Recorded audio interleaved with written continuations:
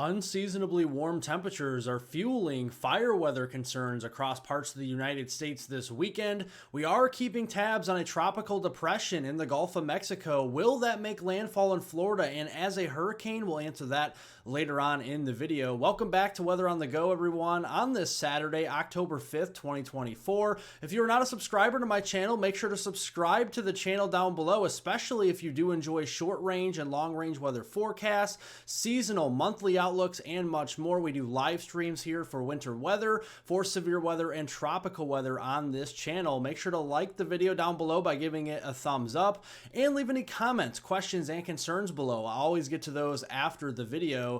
So let's look here at your GOES satellite imagery, and this gives you a good picture of what we're seeing here across North America and especially the United States today. We have a strong low pressure system up in the southern Canadian prairies of Saskatchewan and Manitoba, with a cold front extending down into portions of the Dakotas into the panhandle of Nebraska. That is actually creating fire weather concerns with some strong gradient winds over dry ground. We'll get to that. We have a tropical depression that has formed in the western Gulf of Mexico as well. This will be heading eastward towards the state of Florida, and we're going to be giving you more details on that in the video. So let's first look at your unseasonably warm temperatures for early October standards, and especially across California, but the desert Southwest and extending eastward into the central U.S., we have temperatures that are easily 20, 30, even 35 degrees above the norm for this time of year heading into the weekend.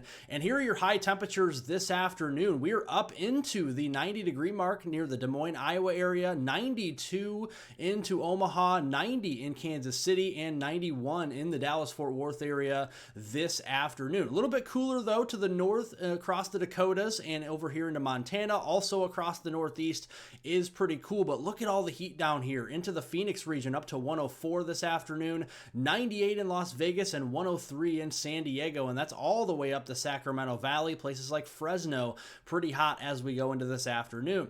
Going into Sunday morning, here are your low temperatures. Any church services that you are attending or any errands you have to run Sunday morning, make sure to pack a coat with you because we could actually see some 30s up across the northern U.S. to start the morning. Temperatures will be in the 50s and 60s to end the day into the afternoon, and then more heat further to the south with the 80s and 90s across the southern plains, the Mississippi Delta region, all the way back here into the Four Corners region of the United States tomorrow afternoon. Now, at the beginning of the video, we did tell you about the strong low pressure system up here into southern Canada, into Saskatchewan and Manitoba. This is down to 988 millibars, and why that's so significant is the very strong winds this system does have. We do have wind advisories and high wind warnings up across this region of Montana, parts of Wyoming, into the Dakotas, and even Minnesota. And you see these pink shaded colors covering most of the state there of Wyoming, the entire state of South Dakota, the entire state of Nebraska, and surrounding states. Those are red flag warnings that are in effect. And what that means is we have a lot of dry soil, and combining with strong winds and dry air, yeah, that's going to fuel a fire weather risk across those areas. So let's look here at the soil moisture anomaly for the central U.S. And you can see pretty dry in those areas that do have those red flag warnings in effect, and those relative humidity values, percentages, are down into the teens and 20s in percentages here today and tomorrow. And what that means is the air is also very dry. So not only do you have a dry soil, you have very dry air too, and to add fuel to the fire, so to speak, we also have very strong gradient winds with that strong low pressure system here. We could be seeing wind gusts upwards of 70 miles per hour in some of these areas, into the Black Hills of the Dakotas, into southern portions of Saskatchewan and Manitoba, and even over here into the Gopher State of Minnesota. Looking at the fire weather outlook from the Storm Prediction Center today, we actually do have an elevated fire weather concern anywhere you see in orange, critical fire weather concerns in red here from South Dakota down into Nebraska. stretching back through northern Colorado and southern Wyoming. And then as we go into your Sunday, that moves a little bit further east. We have those orange shaded areas, elevated fire weather concerns stretching through the Illinois Valley, parts of Indiana and Ohio over there in the Ohio Valley, up into the Midwest. So Minnesota, Iowa, Missouri, back down here into the plain states of Kansas and northern Oklahoma. We'll be keeping an eye on that. No open burning this weekend in any of those areas we were just talking about. Let's look at precipitation here for today. That strong low is also creating precipitation, but further north in Canada. So up here into Saskatchewan, Manitoba, western portions of Ontario, we are seeing some rain showers, even some snowflakes actually breaking out on the western side of that system. Pretty heavy snow along the western coastline of Canada, up there even into the coastline of Alaska, and then pretty dry across the United States today and tomorrow. And that low pressure tomorrow will actually bring more rain into Ontario and western Quebec, Canada, and that will provide some decent rains. Anywhere from a ½ inch to an inch of rain can be expected there with that low pressure system going through your Monday morning commute. Pretty heavy precipitation over there in western Canada, western British Columbia, up there into Northwest Territories and Yukon, and even up there in towards the Gulf of Alaska. We could be seeing those higher elevations, 40, 50, 60 inches worth of snow as we go through your Monday time frame. Now going through next week, here is the pattern we're in. We're kind of in a blocking pattern, and what we mean by that here, where you see the orange, we have a ridge of high pressure, right? And then in the blue, those are low pressure troughs, and on either side of that, we have one. We have one just over here into the Gulf of Alaska, Northeast Pacific Ocean, and then we have another one over here in the Northeast U.S. and Northwest Atlantic Ocean, and in between, we got that ridge of high pressure. So every time we have a low pressure trough over here, it has to go up and over top of that ridge. That's how the atmosphere works, and it's kind of like a roller coaster. So we see those low pressure systems up in Canada, and then they dive back to the southeast into the U.S., into the northeast as we go into next week. So what that means is, well, with a ridge of high pressure, yes, dry weather and dry soil, it's going to heat up a lot faster. So temperatures are going to be well above average across these regions next week. A little bit cooler, though, toward the eastern seaboard, and that's because of that trough that's over there. That's going to keep our temperatures at bay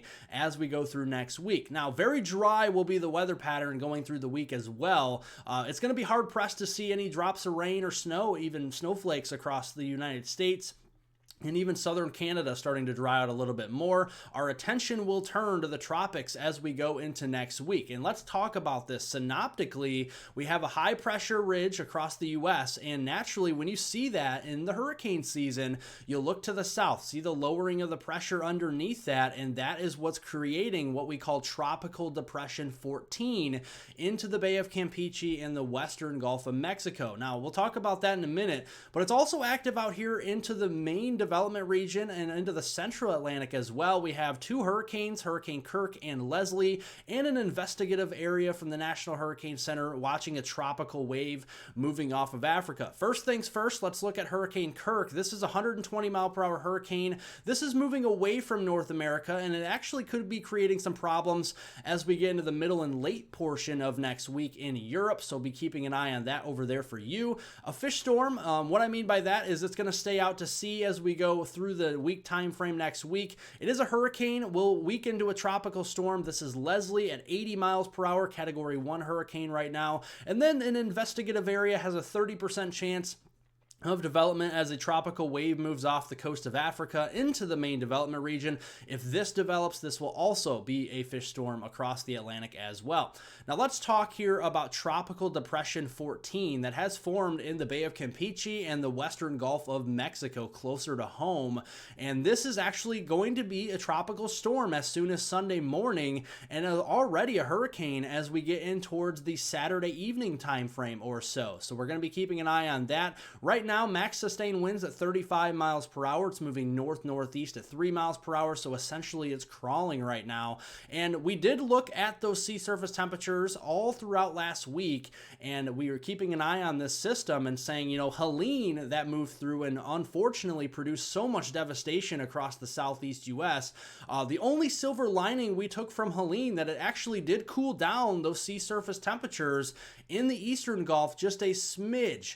But it's not enough to negate the potential of a hurricane across Florida, again, making landfall as we go in through the week. So let's look at a couple weather models here. This is the American model, the GFS model. Starting tomorrow and Sunday, the 6th of October, you have a tropical depression, maybe even a weak tropical storm here down at 1,005 millibars in the western Gulf of Mexico. That'll quickly strengthen to a hurricane as we get into Sunday night, if not into Monday. And then as we go in towards Tuesday, a pretty formidable system, 956 millibars. That could be a Category 2 hurricane potentially as we go into Tuesday, and then making landfall either as a Category 1 or a Category 2 hurricane in Florida there, likely on Wednesday on this model, with very heavy rain across central Florida.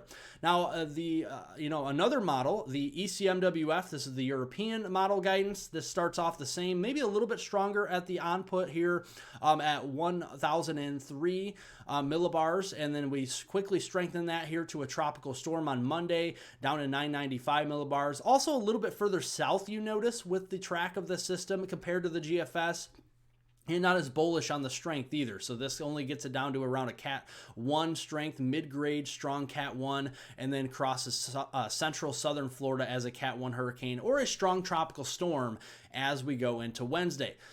We look at the ensemble guidance. We look at this as well to confirm the GEFS ensembles, very formidable system there in the Eastern Gulf by the middle of next week on Wednesday. The EPS ensemble guidance as well is in the same ballpark. So we are looking at a system that is going to be bringing some storm surge, unfortunately more flash flooding across the state of Florida, and some very high surf as well, so be watching out for that. Rainfall amounts, especially central southern Florida here for Orlando, for the Tampa Bay region, Daytona Beach, all the way down toward Fort Lauderdale, Miami, the Florida Keys, Fort Myers, Naples, you name it. We could be seeing several inches of accumulating rain, and that could even be conservative. Some areas could be seeing well over a foot of rain if this system really starts to strengthen in the Gulf as we go through the middle and late portion of next week. And of course, we will be keeping you updated right here on this channel. Make sure to subscribe to the channel down below. Short range forecasts, long range forecasts.